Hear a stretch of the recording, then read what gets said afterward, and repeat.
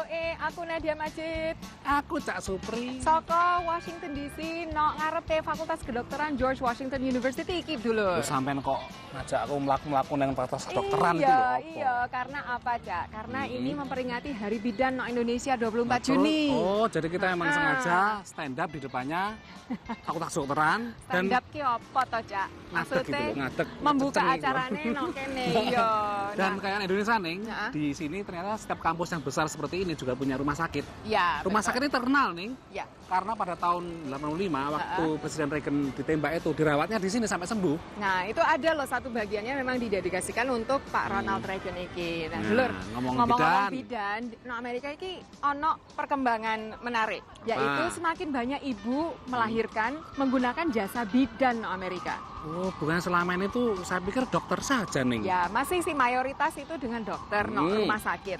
Tapi sekarang setiap 8 kelahiran, 1 itu pasti ditangani bidan katanya menurut data terakhir. Itu kenapa? Karena mungkin lebih murah atau mereka ada alasan lain tuh? Kenapa kok memilih bidan ketimbang dokter gitu? Nah, inilah masalah persepsi rupanya di Amerika terhadap bidan itu sudah berubah. Orang itu semakin percaya dengan kemampuan bidan dan mungkin juga tren ya, Cak ya. Karena ini tren kota-kota besar.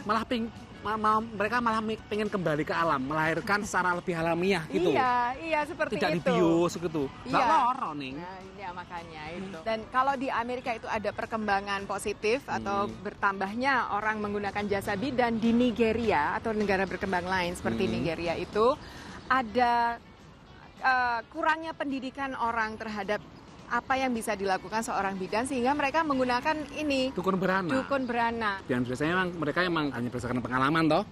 Jadi pengetahuan tentang kesehatan tentang bagaimana melahirkan bayi dan sebagainya kan kurang. Nah, itulah. Turun temurun biasanya nih itu dukun beranak itu. Ya. Jadi kebanyakan makanya angka kematian kalau nggak salah bayi dan ibu itu tinggi gitu ya. Nah. Afor Abdullahi adalah seorang bidan dan kepala perawat di rumah sakit yang terletak di Abuja, Nigeria ini. Ia sangat bangga dengan pekerjaannya. Jumlah bayi yang kelahirannya ia tangani sudah tak terhitung. It's a wonderful sight to behold. You just see God at work. Because the first time I took delivery, all that we were taught in the classroom came to play. Pada tahun 2011, Presiden Nigeria, Goodluck Jonathan, bertekad menyelamatkan sekitar 1 juta nyawa bayi dan ibu pada tahun 2015.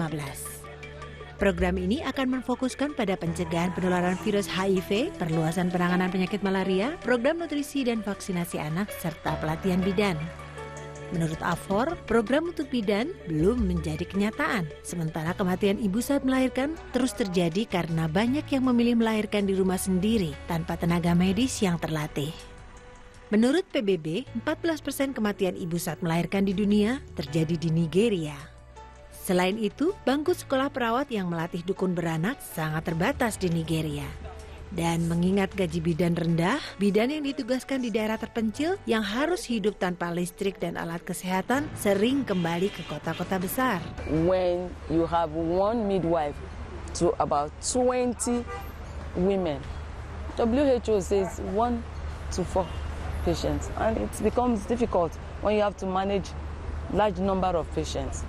Bidan lain seperti Bola Babadele, kepala perawat di Rumah Sakit Nasional Abuja, berpandangan bahwa masalah pembangunan negara seperti ketiadaan air besi di kampung-kampung mempersulit dan membahayakan bidan yang bertugas. And you can't imagine a midwife who is both hands dipped in the blood. And we're talking about HIV, infections, sexually transmitted diseases, and you don't have water to wash with. Katanya, pemerintah saat ini sedang merekrut kembali bidan yang sudah pensiun guna meningkatkan tenaga bidan di lapangan. Sementara itu, masih banyak perempuan yang tidak menyadari manfaat jasa seorang bidan untuk membantu kelahiran bayi mereka. Dan Bola Babadele menekankan perlunya pejabat kesehatan Nigeria menyebarkan pesan kepada ibu-ibu di kampung bahwa jasa seorang bidan dapat menyelamatkan nyawa mereka.